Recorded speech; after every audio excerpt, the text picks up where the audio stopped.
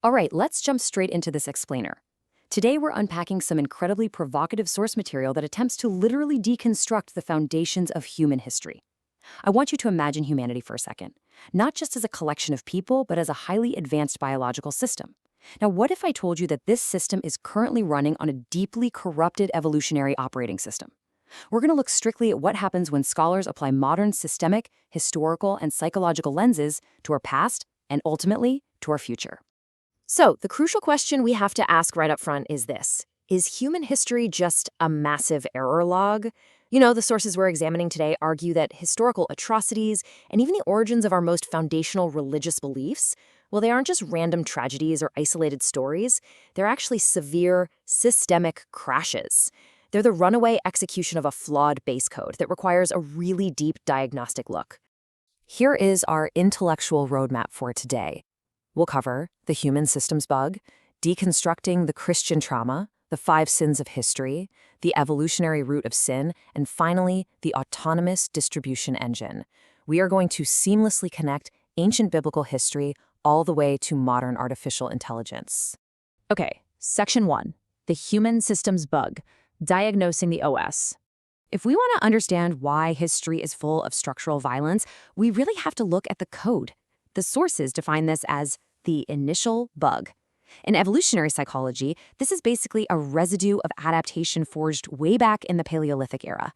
Back then, brutal competition for extremely limited resources meant survival. But here's the fascinating part. In religious context, this exact same evolutionary flaw has historically been termed original sin. It's an instinct that secretly, but reliably, prioritizes short-term, selfish, tribal survival over global cooperation. It's essentially an ancient evolutionary tribalism still operating quietly within our modern institutions. Moving to Section 2, deconstructing the Christian trauma, a 2,000-year-old error log. We are going to introduce a pretty radical academic hypothesis here. This hypothesis examines early Christianity not supernaturally, but as a massive political cover-up and a profound psychological trauma response to a systemic crash. Just look at the revised chronological timeline mapped out by the sources. It places Jesus' birth around 8 CE during a violent Roman census, and his crucifixion in 38 CE. Do you see the glitch there? Pontius Pilate was actually recalled to Rome in 36 CE. The governor in power in 38 CE was a guy named Marullus.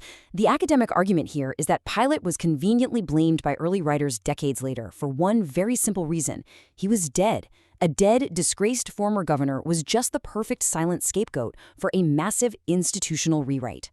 According to the analysis, the early church utilized a 3-step geopolitical alibi. Step 1. Rome undeniably executes Jesus for treason using their signature state-sponsored terror tactic, the cross. Step 2. The early Christian minority desperately needs to survive within that exact same Roman Empire, and they absolutely cannot worship a known enemy of the state.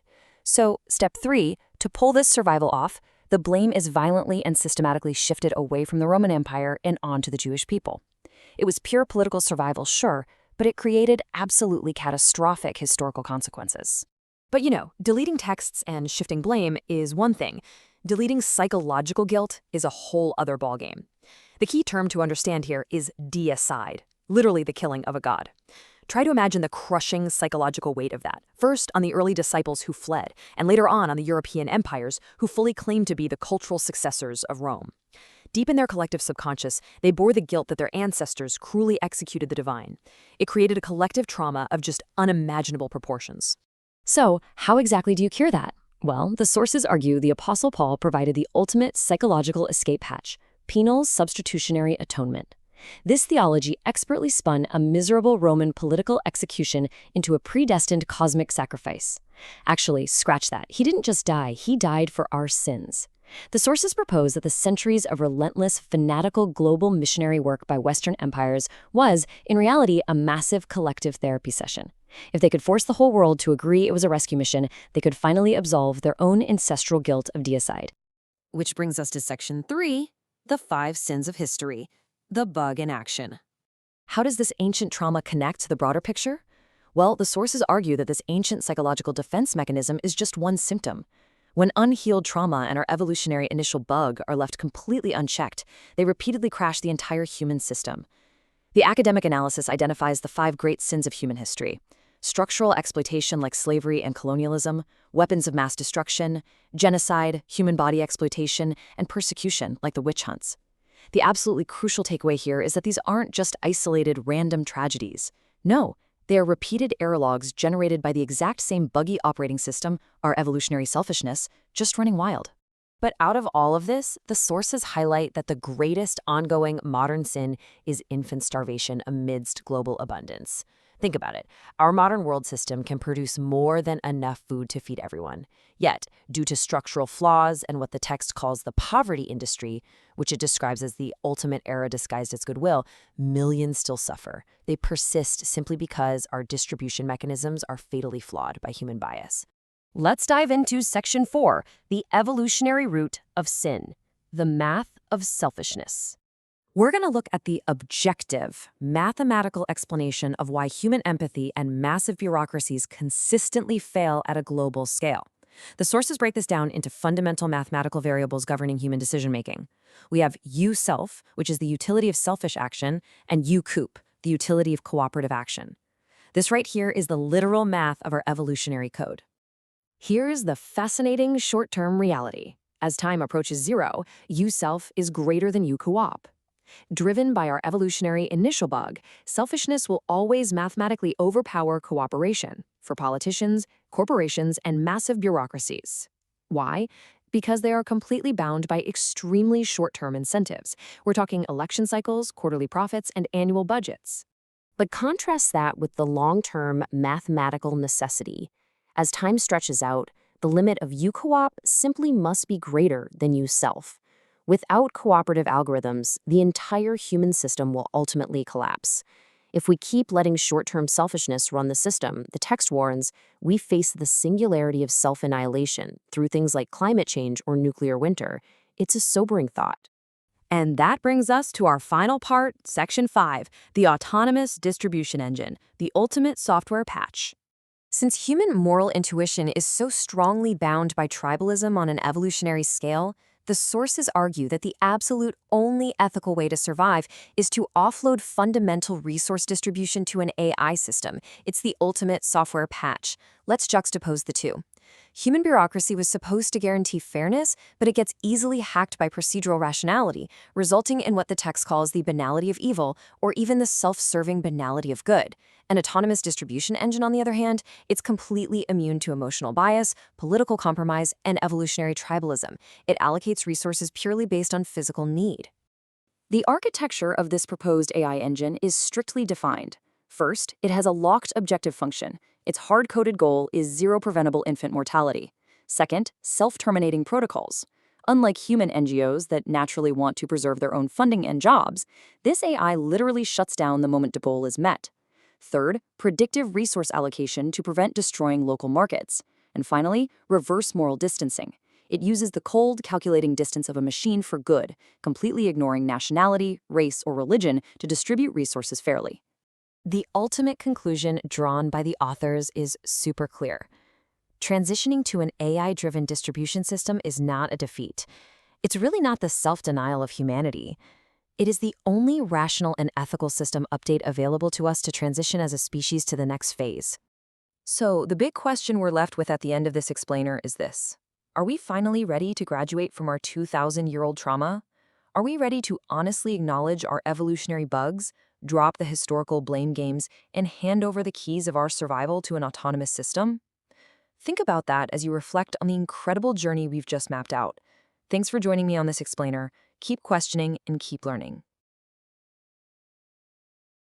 Okay, so imagine you are running this massive, totally globally interconnected operating system. Right. And the physical hardware is just, it's absolutely cutting edge. We're talking quantum computers, real-time global supply chains, satellite networks that can literally spot a dime from orbit. Oh, yeah. The hardware is basically flawless at this point. Exactly. But the core software, like the actual code that is driving the fundamental decision-making of this entire network. Yeah. It was written by terrified, starving cavemen trying to, hoard berries and fend off rival tribes with sharpened sticks. It's crazy to think about, but yeah. That is the exact diagnostic reality of human history. It really is a terrifying biological mismatch.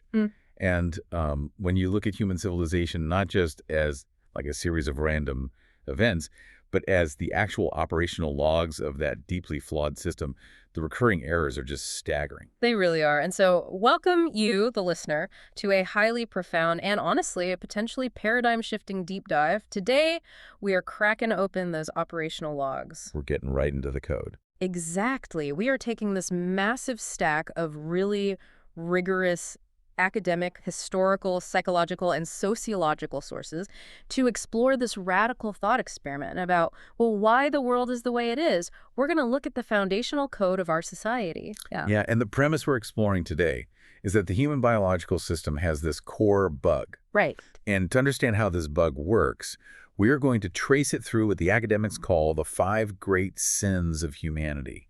But we aren't just going to list historical atrocities. No, we're going to deconstruct them to understand the exact mechanisms of how and why they actually occurred. Exactly. And from there, we are going to look at the ultimate case study of this system bug, which is a strictly forensic, non-supernatural deconstruction of the origins of Christianity. Which is fascinating. It's mind-blowing. We'll look at it as a profoundly human story of, political survival, legal cover-ups, and just an almost unimaginable level of intergenerational trauma.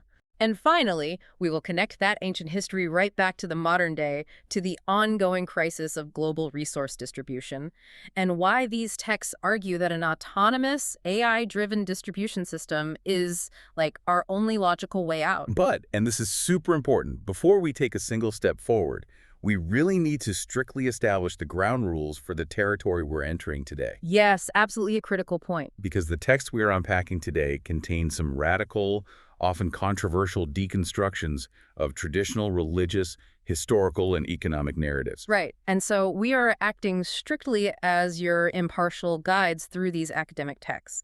We are not taking sides here. Not at all. We are not endorsing these views as absolute objective truth, nor are we attacking anyone's personal faith or political stance. We are just exploring a historical thought experiment. Our goal is to objectively examine these what-if arguments, right? Right. To understand the profound implications they present about the human psyche, the evolution of power structures, and really how collective trauma shapes civilizations.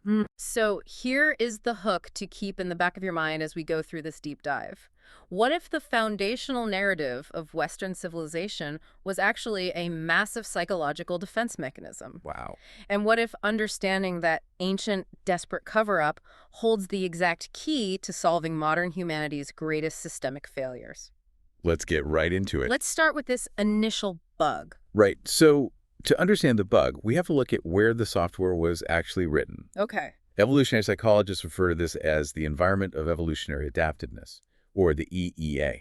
Okay, let's ground that for a second. The EEA is basically prehistoric human existence, right? We are talking hunter-gatherer societies living in a world that is essentially a gladiator arena. Yeah, exactly. Resources are incredibly scarce. Food, clean water, physical shelter, reproductive opportunities, everything is a zero-sum game. If I win, you lose. Exactly. So in that specific environment, the algorithms that kept you alive were selfishness and tribalism. Hoarding resources for your immediate family and being ruthlessly exclusive, even highly violent toward outsiders, wasn't considered a moral failing back then. It was a highly efficient, mathematically necessary survival strategy. So the problem isn't that humans are inherently evil then. No. It's that we took a software program designed to keep a tribe of 50 people alive in a hostile jungle, and we are trying to use it to run a globalized, highly interdependent society of 8 billion people. That is the exact evolutionary mismatch. Yeah. And what our sources do is trace the catastrophic outputs of this mismatch through history. Right. They categorize these outputs as the 5 great sins, and the first of these is structural exploitation. And the primary example they use here is the transatlantic slave trade and the centuries of colonialism that followed it. Right. We are talking about the abduction and commodification of 15 million human beings. But the academic focus here isn't just on the physical cruelty, right? It's on the bureaucracy of it. Yes, the focus is on how the bug of tribalism corrupted the very institutions that are supposed to be objective. To maintain this level of economic exploitation, entire judicial processes had to be intentionally distorted. You had to legally classify human beings as property just to make the math work for the empire. Which is horrifying. It is. And the psychological trauma of that structural distortion doesn't just vanish when the institution is officially abolished. Right. The data actually shows that in regions heavily targeted by historical slave hunting, there is still a measurably low level of interpersonal trust today. Yeah. It alters the social DNA. But what I found incredibly disturbing in the reading was how this structural exploitation evolved later on. They talk about the weaponization of psychiatry in the late 19th and early 20th centuries. This is a perfect example of the system protecting itself. Yeah. So the diagnosis of schizophrenia was actually weaponized in the United States against civil rights activists. Wait, really? Yes. The medical establishment, operating under the perceived authority of objective science, would diagnose African Americans who were fighting for basic human rights with a psychiatric condition. How did they even justify that medically? Well, because these individuals exhibited what the establishment termed a pathological desire for equality. That is just chilling. It really is. The power structure is essentially saying, well, the system is perfectly sane, therefore your desire to be free from the system is a literal mental illness. Exactly. It completely pathologizes dissent. And this is exactly why international bodies like the UN and the African Union are currently discussing reparatory justice. It's not just about, a historical apology. Right. It's about acknowledging that this structural infection using institutions to exploit an outgroup is still written into the code. Which brings us directly to the second great sin, which is genocide. Okay. And here, the analysis leans heavily on the work of the sociologist Zygmunt Bauman. He argues something profoundly counterintuitive about this. Let's hear it. He says that the Holocaust was not an anomaly. It wasn't some sudden regression to primitive medieval savagery. Wait, let me make sure I understand this. He's saying the Holocaust was actually a product of modern civilization? Yes. He argues it was the ultimate logical end product of modern society's technical rationality. So the very things that make our modern world efficient, like bureaucracy, industrialization, supply chains, are the exact things that made the genocide possible. Precisely. Because if you want to commit mass murder on a continental scale, human empathy gets in the way. Right. It's biologically difficult for one human to kill another human repeatedly. Exactly. But if you apply modern industrial division of labor to the process, you create what Bauman calls moral distancing. Okay, walk me through how moral distancing actually functions in practice. Think of a modern corporation. One person designs a train schedule. Okay. Another person procures a specific industrial chemical. Another person stamps a piece of paper in an office in Berlin. Another person unlocks a gate. Right. They're all just doing tasks. Because the labor is so deeply divided, no single person feels the full moral weight of the end result. They're just doing their highly specific bureaucratized job. They turn human faces into data points on a spreadsheet. It creates this terrifying mindlessness. The sources reference the recent film The Zone of Interest, which captures this dynamic perfectly. Oh, that movie is so haunting. It really is. You watch the commandant of the Auschwitz concentration camp living this idyllic, mundane family life. Right. He is tending to a beautiful garden. His family is having tea. The children are literally playing in the yard. And just over the garden wall, an industrial slaughterhouse is operating. It's insane. The psychological ability to completely block out the suffering of others because the suffering has been institutionalized, that is the true horror of the second sin. And that technological acceleration leads directly to the third sin, weapons of mass destruction. Yeah. The Trinity test in 1945. The texts frame this as the technological singularity of self-extinction. This is the moment the Paleolithic bug got its hands on nuclear physics. Exactly.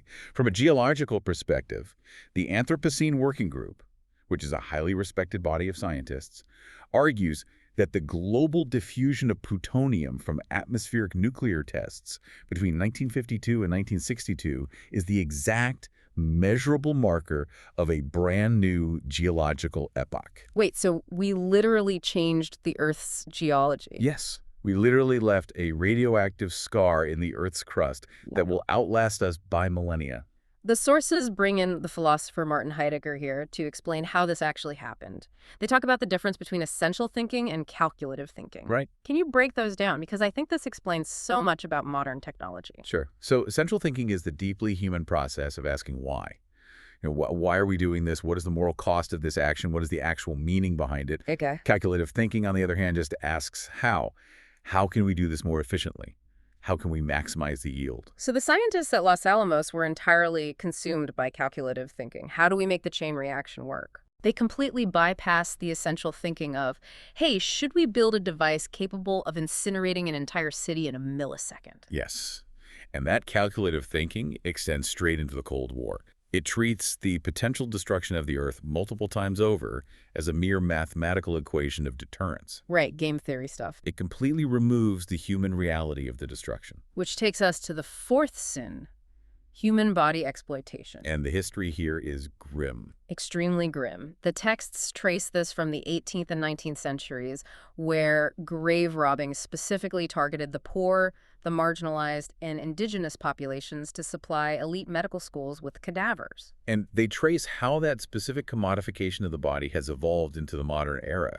The modern manifestation is highly systematized and state-sponsored. Right. The texts cite the extensive findings of the Independent China Tribunal, which was chaired by Sir Geoffrey Nice QC. And to give some context for you listening, Sir Geoffrey Nice was a former prosecutor at the International Criminal Tribunal for the former Yugoslavia. So he is a heavyweight in international law. He really is. And the tribunal he chaired concluded, based on extensive witness testimony and medical data, that forced organ harvesting has been carried out on a massive scale in China. Wow. This specifically targeted prisoners of conscience, particularly Falun Gong practitioners and Uyghur Muslims. It's the ultimate reduction of a human being. The system just decides that a specific outgroup, a political or religious minority, has no right to their own biological organs if the powerful in-group needs them. Yeah. It's the tribalism bug taken to its absolute, horrifying biological extreme. And finally, we reach the fifth great sin, which serves as the bridge for the rest of our analysis today. Persecution. Specifically, the ideological abuse of legal systems to crush dissent. And the prototype, the most famous operational log of this system error in all of human history, is the trial of Jesus Christ. Okay, this is where the texts ask us to take a completely different lens. They treat the trial of Jesus not as some mystical, preordained religious event, but purely as a forensic, geopolitical, legal case. Right. And when you look at it that way, it was basically a masterclass in judicial corruption. It was an absolute subversion of the rule of law. The Jewish High Court, the Sanhedrin, broke their own foundational laws to execute this trial. How so? Well, Jewish jurisprudence inherently valued human life. For a capital case, they required incredibly strict protocols to prevent a wrongful execution. But in this case, the sources point out they basically threw the rule book out the window. Totally. They held a secret trial at night, which was strictly illegal under their law. They ignored the two-witness rule, which required two independent witnesses to agree perfectly on the facts for a conviction. And the political maneuvering is fascinating, too. Yeah. Sanhedrin, operating under Roman occupation, didn't actually have the authority to carry out the death penalty themselves.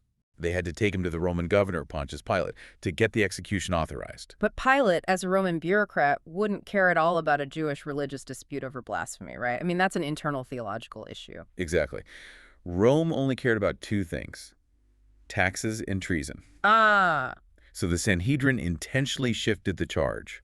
They changed the accusation from a religious crime of blasphemy to a secular political crime of treason against Rome. Claiming he was, what, a rebel? Yeah, claiming Jesus was telling people not to pay taxes to Caesar and basically declaring himself a king. But the historical record shows that Pilate saw right through this. He did. He interrogates him and finds him innocent of treason. Even the local tetrarch, Herod, finds him innocent. Yet Pilate, entirely out of fear of a political riot that would damage his career and make him look weak to his superiors back in Rome, completely caves. He completely abandons Roman jurisprudence. He subjects Jesus to double jeopardy, having him brutally flogged, which was supposed to be the punishment, but then subsequently ordering his execution anyway. It is the perfect storm of the evolutionary bug in action. You have the religious elite ruthlessly protecting their localized power base from a subversive teacher, and you have the Roman bureaucrat prioritizing his short-term career survival over objective justice. So we have humanity running this buggy software. But this fifth sin, the politically motivated trial and execution of Jesus, isn't just an ancient injustice. No. According to our texts, it is the threshold into the most profound system error, political cover-up, and collective trauma in human history. Okay, my head is spinning a bit. It's a lot. We've established how humans hoard power, how we bureaucratize murder, and how we subvert justice to survive. But if this trial was a purely political maneuver to eliminate a threat, what about the rest of the story? Right. To understand the magnitude of this alleged cover-up, the sources say we have to go back to the very beginning. We have to look at the raw biological and historical data surrounding the Nativity, stripping away 2,000 years of supernatural interpretation. And this brings us to what the academics term the Zechariah hypothesis. I'm going to need you to walk us through this slowly, because this completely upends the traditional story. It really does. We all know the standard narrative, right? A virgin birth, a manger in Nazareth, the royal lineage of King David. But these academic sources argue that the evidence for a completely different, highly pragmatic reality is actually hiding in plain sight, right there in the Gospel of Luke. It is. If you read the text of Luke with a purely forensic biological lens, a very human, very desperate crisis emerges. Okay. According to the text, immediately after Mary receives the Annunciation, the news of her pregnancy, she doesn't stay in her hometown of Nazareth. Right. She immediately packs up and makes a grueling, multi-day, highly dangerous journey into the remote hill country of Judea. Right. She goes to stay at the home of the high priest Zechariah and his wife Elizabeth, who the text says is Mary's relative. And the narrative notes specifically that Mary stays there for exactly 3 months. 3 months. From a purely biological standpoint, that is the magic number. Why? 3 months is the exact duration of the first trimester of human pregnancy. Oh, wow. That is the critical window when a pregnancy transitions from being a secret that a woman can hide to an undeniable physical reality. Morning sickness, profound hormonal shifts, a visible physical bump. Things that simply cannot be hidden from a tight-knit village community. Exactly. So the historical thought experiment here is that Mary conceived a child with the high priest Zechariah. Right. And to hide this unexpected, highly unauthorized pregnancy from her local community in Nazareth, she fled. She used this remote, aristocratic, priestly household as a geographic shield until that undeniable first trimester had passed. And we really have to deeply understand the stakes here. Why go to such extreme, dangerous lengths to hide it? Right. Because in first century Palestine, under a strict interpretation of Deuteronomy law, an unwed pregnancy wasn't just a social scandal, it was a capital offense. It was punishable by death by stoning. Yes. Which completely reframes the character of Joseph. And clearly changes him. In the traditional story, Joseph is this passive guy quietly obeying a dream. But through this forensic lens, Joseph is executing a desperately practical, life-saving legal maneuver. He steps in as a legal shield. By claiming the child as his own, he essentially provides an ancient witness protection program. That's a great way to put it. He is actively saving Mary and the unborn child from a lethal, state-sanctioned execution. Okay, I have to play devil's advocate here because this creates a massive contradiction in the story. Go for it. If Jesus was the biological son of the high priest Zechariah, that means he is not of the royal line of David through Joseph. He is of the priestly line of Aaron. Right. That completely changes his social DNA. If he was this elite priestly heir, why does all of human history remember him as a poor peasant carpenter from Nazareth? This is a brilliant point of friction. And the sources address this by looking at the original Greek text and the specific agrarian economy of first century Judea. Okay, lay it on me. The Greek word used for Joseph's profession in the text is tekton. Right. Traditionally, this has been translated directly as carpenter or builder. However, in that specific rural economy, a tekton was often a secondary off-season job. Wait, so if he wasn't primarily a carpenter, what was his actual day job? The historical and economic analysis argues Joseph was primarily a nomadic shepherd. A shepherd. Yes. Tending flocks in that region requires moving across different elevations for grazing, meaning you are away from your home village for long, extended periods. Okay. When the flocks were finally penned during the off-season, Joseph would return to Nazareth and work as a tekton, a day laborer builder, just to make ends meet. Oh, I see. Because the people in his village only saw him during the off-season when he was building, they naturally called him the builder. Oh, wow. That entirely pragmatizes the nativity scene. It does. Think about the logistics. Why are they in a stable or a cave when she gives birth? Because Joseph is out working his primary job, grazing sheep, and Mary had to travel with him. And the shepherds who visit the baby, they aren't random mystical strangers guided by a magical star. They're literally just his co-workers. Right. The guys working the night shift in the exact same grazing territory, just coming over to check on their colleague's wife who went into labor. It grounds the entire narrative in gritty, historical logistics rather than supernatural intervention. That makes so much sense. But let's return to the massive implications of that priestly bloodline. If Zechariah the high priest is the father, Jesus is born into the absolute upper echelon of Judean society. Okay. The temple in Jerusalem wasn't just a church. It was the central bank, the Supreme Court, and the political powerhouse of the entire region. So later in his life, when Jesus goes to the temple, fashions a whip and physically flips the tables of the money changers. Right. It's not the act of a radical outside peasant attacking an institution he doesn't understand. It's the act of an insider. He has forensic, intimate knowledge of the temple's structural corruption. When he calls it my father's house, under this hypothesis, he wasn't speaking purely metaphorically. He meant it literally.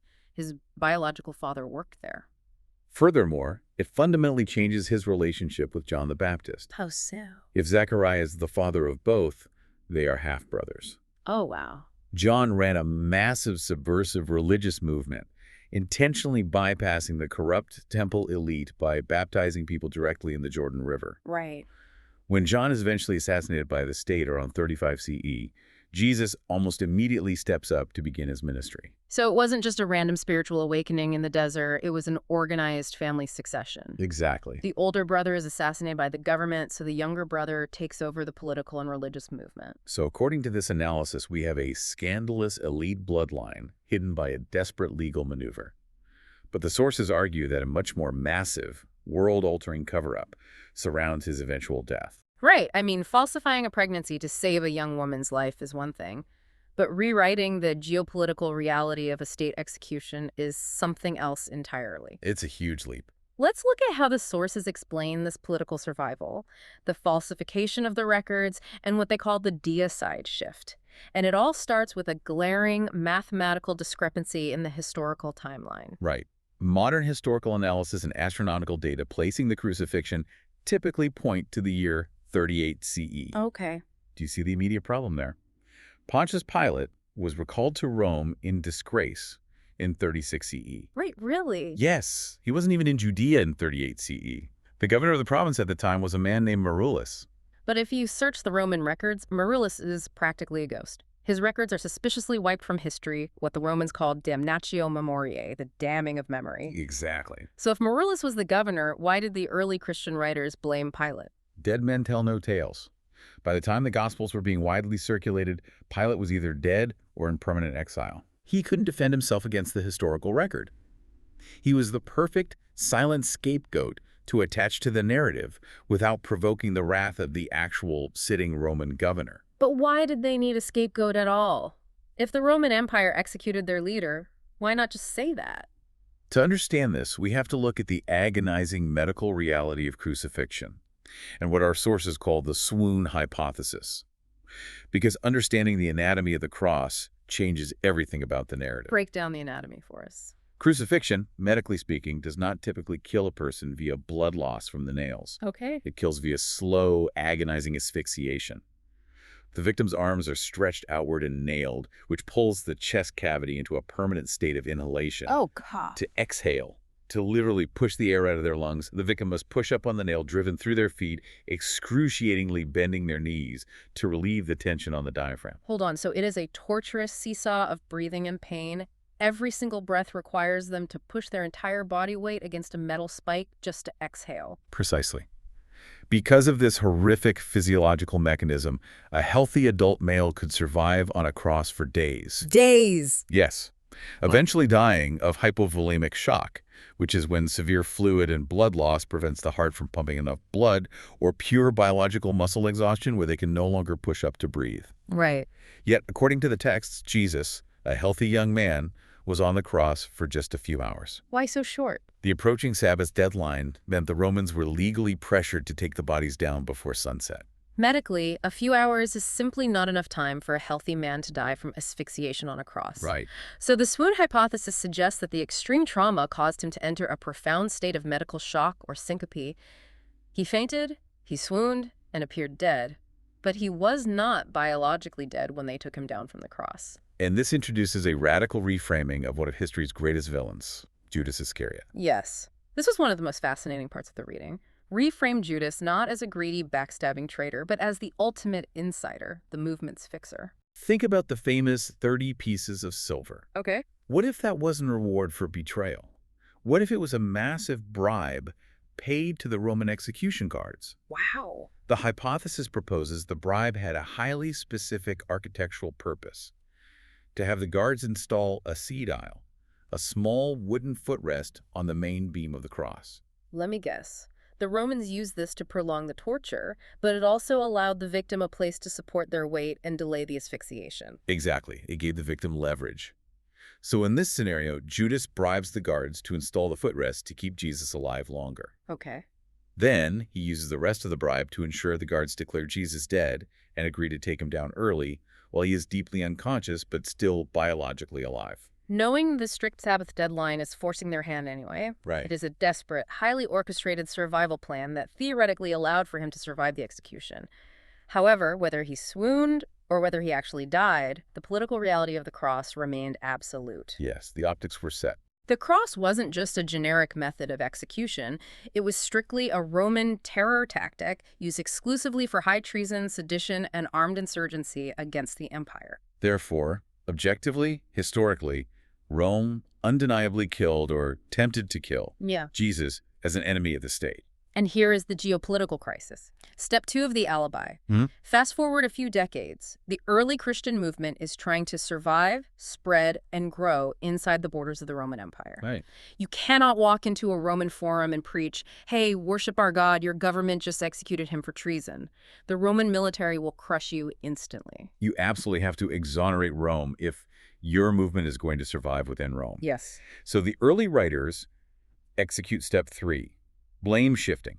You can literally trace this textual editing in real time by reading the Gospels chronologically in the order they were actually written. Let's trace it for the listener. In the Gospel of Mark, which most scholars agree is the earliest text, Pilate is depicted as a cold, ruthless Roman governor who executes Jesus with very little hesitation. But jump forward a few decades to the Gospel of Matthew. Suddenly, the narrative is violently shifted.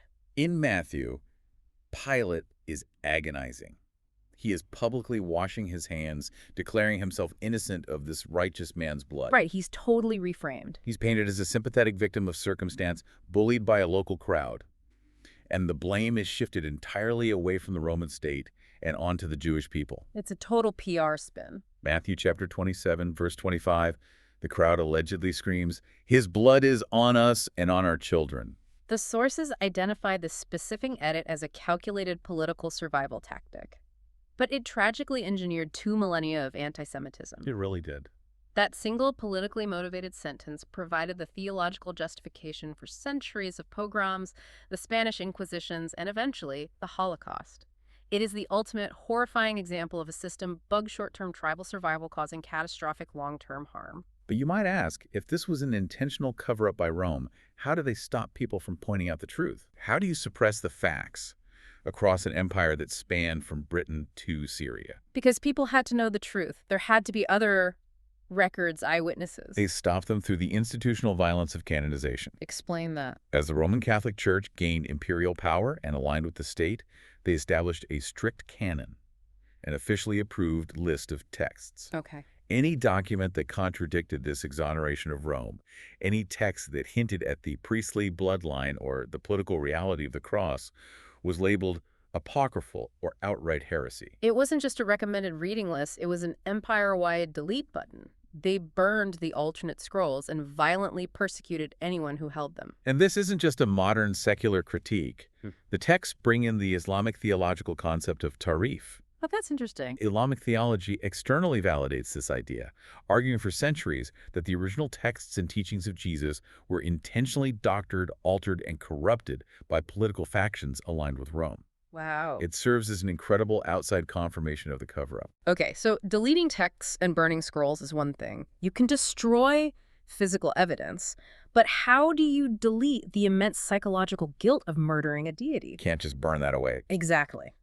This brings us to the psychology of Christendom and what the texts describe as global therapy. This is where we transition from history into deep psychoanalysis. We have to start with the localized acute trauma of the original disciples. Okay. Think about the Garden of Gethsemane. When Jesus was arrested, they fled. They abandoned their absolute master to a Roman torture squad. The cognitive dissonance of that event, I mean, it would have shattered their minds. You deeply believe this man is the savior of the world, and you completely failed him. Yeah. You ran away and left him to die alone. Yeah. How does a human being live with that level of guilt? Psychologically, you can't. What? Not unless you fundamentally reframe the narrative. The sources argue that the Apostle Paul, who notably never met the living Jesus and was not present in the garden, provided the ultimate psychological escape hatch. What was it? He invents what theology calls penal substitutionary atonement. Okay, stop there. What exactly is penal substitutionary atonement in plain English? Paul reframes the trauma entirely. He says to the early followers, essentially, you didn't fail. Jesus wasn't murdered in a chaotic, meaningless political failure. He had to die. Oh, wow. His death was a predestined cosmic sacrifice strictly required by God to pay the legal penalty for human sin. Wow. So a horrific political failure is miraculously spun into a cosmic salvation story. Exactly. Instantly, the direct guilt of the disciples is alleviated. It wasn't their fault. It was God's plan all along. In fact, if they had stayed and fought back, they would have ruined the divine plan. It's an incredibly powerful psychological defense mechanism. But that trauma doesn't stay local. It scales up dramatically with the empire. How so? Fast forward a few centuries, the Roman Empire officially adopts Christianity. Later, white European society rises, explicitly claiming to be the civilizational, cultural, and legal successors of Rome. But wait, if they are the proud successors of Rome and they simultaneously worship Jesus as God, a massive subconscious burden is born. Yeah. Deep down, the collective psyche of the civilization realizes our ancestors tortured and executed the Son of God. The theological term is deicide, the killing of God. It is an intolerable psychological burden for a culture. You cannot build a confident, expanding civilization on the foundational bedrock of cosmic murder. No. So how did Western empires deal with this? They leaned heavily into Paul's reframing, and they forcefully applied it globally. The sources argue that this suppressed guilt is the real hidden motive behind centuries of fanatical, often violent global missionary work. Yeah. Think about the Crusades, the Inquisition, the massive colonial expansion of Europe. It wasn't just about spreading peace and love. It was a massive, unconscious collective therapy session. The logic of the empire is chillingly brilliant. If Western empires can force every single human on Earth, through colonization or conversion, to agree that the crucifixion was actually a glorious, pre-planned rescue mission for all humanity, Then what? then their ancestral blade is pardoned by universal consensus. It's as if someone caused a horrific, tragic car accident that killed someone. And to escape the crushing, unbearable guilt of that reality, they spend the rest of their life obsessively, almost violently, campaigning for traffic safety. That's a great way to think of it. They force everyone they meet to validate their new narrative. If they can get everyone in the world to agree that the accident was actually an important, necessary lesson in safety, they don't have to look in the mirror and see a murderer anymore. That is a perfect analogy. Yeah. And the sources take this one step further, synthesizing this historical trauma with modern physics, specifically the concept of quantum entanglement. I loved this part of the reading. Okay, so quantum entanglement is the idea in physics that particles can be connected in such a way that the state of one instantly affects the other, regardless of distance. Right.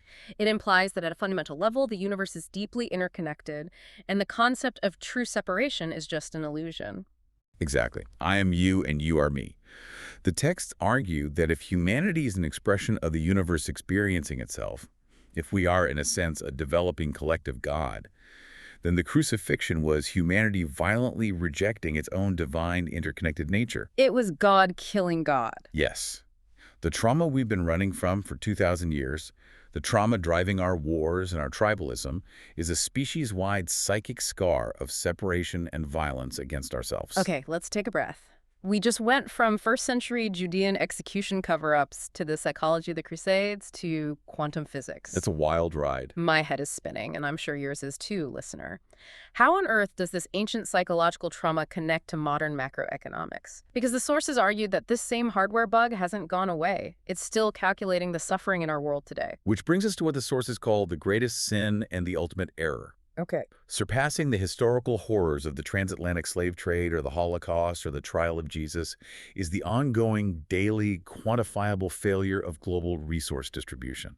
The statistics the sources provide are a glaring mathematical system error. Right now, 673 million people experience hunger.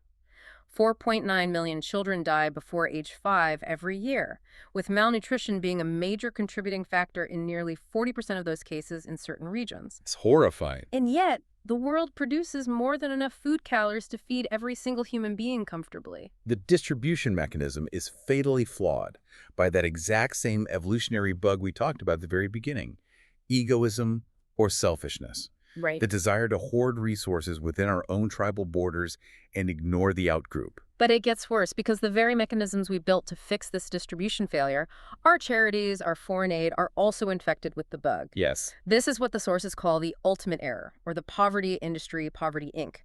They argue that humanitarian interventions, driven by genuine goodwill, often cause new, devastating systemic errors. It is the banality of good. Let's use the highly specific example detailed in the sources, the crisis of Haiti and the rice dumping. 30 years ago, Haiti was essentially self-sufficient in rice production.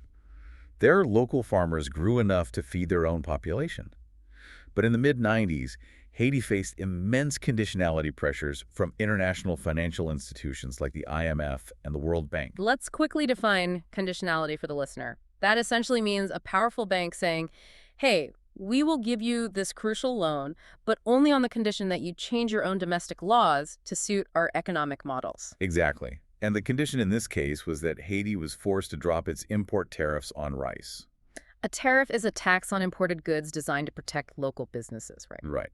Haiti was forced to drop its rice tariff from 35% down to a mere 3%. And what happens next is a textbook system failure. The protective barrier is gone. The Haitian market is instantly flooded with heavily subsidized, essentially free aid rice from the United States. Now, if you were a citizen sitting in a Western country donating to a food drive or supporting foreign aid, you think, great, free food is going to poor people, I'm helping. But on the ground, that free rice completely destroys the local market. Totally. A local Haitian farmer cannot compete with free. Their livelihood is annihilated. The agricultural self-reliance of the entire country is completely gutted by foreign goodwill. The Zambian economist Dambisa Moyo writes about this extensively in her incredible book, Dead Aid. Yeah. She famously stated that ODA is DOA. Official development assistance is dead on arrival. She points out a staggering statistic. Africa's poverty rate worsened from roughly 10% in the 1970s to about 70% after a long period of surging, well-intentioned foreign aid. So you have to ask, why does this keep happening? The sources apply accounting logic to explain this, calling it the going concern premise. Right. In accounting, a going concern is a business that functions with the expectation of continuing indefinitely. But an NGO or a charity shouldn't want to continue indefinitely. Their goal should be to put themselves out of business by permanently solving the problem they were created for. Exactly. But institutionally, a bureaucracy inherently wants to survive. That is the bug. Yeah. It focuses on maintaining its staff, securing next year's funding, expanding its office space, and running marketing campaigns using tragic images of poverty. It becomes an industry. By constantly providing free goods, they crowd out local shoemakers, local farmers, local solar panel vendors. They unintentionally create a cycle of eternal dependency just to keep the charity system running. It's like a bad subscription service. The service provider has zero financial incentive to actually fix your core problem, because if they fix it, you cancel the subscription. That's spot on. So they just keep treating the symptoms forever. So if human empathy is inherently bound by tribalism, and human bureaucracies are inevitably corrupted by self-preservation and this going concern logic, how do we ever solve a global resource crisis? The texts argue a radical conclusion. We have to remove the human element entirely. And here we arrive at the proposed solution, the autonomous distribution engine. This sounds like pure science fiction. It does, but the sources frame it not as a tech fantasy, but as a strict mathematical and ethical necessity. They back this up with game theory. They cite a 2013 study published in the journal Nature Communications by evolutionary biologists Adami and Hintz, who ran complex computer simulations using the famous prisoner's dilemma. Okay, let's do a quick ELI 5 on the prisoner's dilemma. Right. 2 criminals are arrested. If they both stay silent, meaning they cooperate with each other, they get a light sentence. Right. If one betrays the other, the betrayer goes free and the other gets a harsh sentence. If they betray each other, they both get a medium sentence. Right. And the math in the simulation proves that a mean and selfish strategy, betraying the other person to save yourself, wins in the short term. Mathematically, yes. If time approaches zero, selfishness maximizes profit. But the math also shows that in the long term, if you run the simulation thousands of times, as time approaches infinity, constant selfishness destroys the trust required for the system to function. It causes the entire complex system to collapse. You go extinct. Exactly. And the core terrifying problem of humanity is that modern nation states, massive corporations, and even NGOs only make decisions based on the short term. The time rate is always approaching zero. Always. They operate on election cycles, quarterly profit reports, annual grant budgets. The system is structurally locked into choosing the selfish short-term variable that mathematically leads to long-term systemic collapse. So the solution proposed by the sources is the absolute logical necessity of building an AI-based autonomous distribution engine. We must completely eliminate subjective human emotion, our easily manipulated moral intuition, and our tribal biases from the distribution of fundamental survival resources. The sources outline 4 strict design principles for this engine. Design principle 1, the absolute objective function. Right. You hard-code the AI to strictly prioritize 2 things, the fulfillment of basic human calories and zeroing out preventable infant mortality globally. Period. GDP growth, military balance between nations, corporate shareholder profits, all of those human concerns are completely locked out of the calculation until that foundational biological metric of human survival is met for everyone. Design principle 2, algorithmic elimination of going concern. To stop the Poverty Inc. dependency cycle we discussed, the AI uses self-terminating digital agreements, like smart contracts on a blockchain. How does that work in practice? Once a specific measurable metric is achieved, say reducing malnutrition rates below a 2% baseline in a specific geographic region, the system automatically halts funding and forcefully dissolves the operation. It mathematically cannot self-perpetuate. That is brilliant. Design principle 3, predictive anti-dumping. This is designed specifically to prevent the Haiti rice disaster. Right. The AI engine analyzes global climate data, satellite imagery, and local crop yields in real time to calculate what economists call shadow prices. A shadow price is essentially the true economic value of a good, factoring in social costs and benefits that normal market prices ignore. So it predictively moves resources before a famine hits. But it uses these shadow prices to strictly control the flow, ensuring that imported aid never undercuts the local farmers. It protects the local economy while saving lives. And design principle 4 is perhaps the most profound, tying everything back to the beginning of our deep dive, the reverse exploitation of moral distancing. Wait, moral distancing. We Yeah. talked about that with Zygmunt Bauman and the Holocaust. Yes, the bureaucratic division of labor that turns off human empathy. Exactly the same psychological mechanism, but inverted. In the Holocaust, bureaucracy used moral distancing to kill without feeling the burden of guilt. The proposed AI uses moral distancing to save. It's an incredible flip. An AI lacks nationalism, it lacks racial bias, it lacks an ego, it doesn't have a re-election campaign to run. Therefore, it can ruthlessly, coldly, and impartially deploy resources based purely on mathematical need, maintaining a total moral distance from human tribal politics. I have to push back here, though, because it feels incredibly dystopian to say we have to hand over the literal keys of human biological survival to a cold, emotionless algorithm. Are we just throwing our hands up and giving up on human empathy? It's not giving up on empathy, it's recognizing its biological limits. The evolutionary bug means human empathy is inherently localized. We care most about what is right in front of us, our own family, our own tribe. Right. Acknowledging that deep flaw and delegating the distribution of basic survival resources to an impartial mathematical system is actually the ultimate ethical act. It is perhaps the only way to prevent our Paleolithic evolutionary bug from causing our own self-annihilation. Wow. What a journey. Let's summarize exactly what we've unpacked today. We started by looking at human history as a corrupted operational log, infected by a Paleolithic bug of selfishness. Yeah.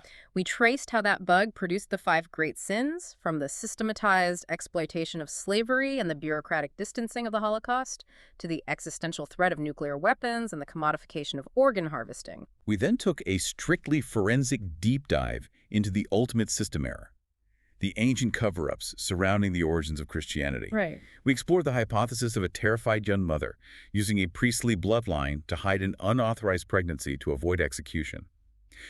We analyzed the medical reality of crucifixion and how a politically motivated state execution by Rome was deliberately edited into a narrative blaming the Jewish people, sparking millennia of persecution. We tracked how the unbearable, mind-shattering trauma of the disciples' failure, combined with the imperial guilt of Rome committing deicide, birthed a theology of substitution. It's wild to think about. And we saw how that suppressed guilt drove centuries of fanatical, violent global conquest as a desperate form of collective subconscious therapy. And finally, we saw how that exact same evolutionary bug of self-preservation continues to drive the modern hypocrisy of global capitalism and the poverty industry, mathematically starving millions while food literally rots in silos.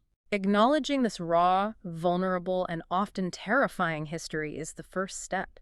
It frees us to build a sustainable future, culminating in the mathematical necessity of an autonomous AI-driven distribution engine. It really is a paradigm shift. We've spent the last hour exploring how entire empires and civilizations rewrote history, burned ancient texts, and completely altered their psychological realities just to avoid feeling the crushing weight of their own guilt. Yeah. It makes you wonder, if an entire civilization can do that on a massive global scale, what narratives are you rewriting in your own mind every single day? That is the ultimate diagnostic question. What personal histories have you edited?